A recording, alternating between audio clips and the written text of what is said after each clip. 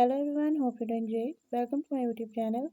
In my today's video, I'll be talking about the notification settings in your device Vivo Y22s. So if you want to enable or disable your notification settings, you can do it by following the few steps which I'll be showing you in my today's video. But before we start the video, if you're new to my channel, don't forget to subscribe or press the bell icon so you won't miss any of my updates.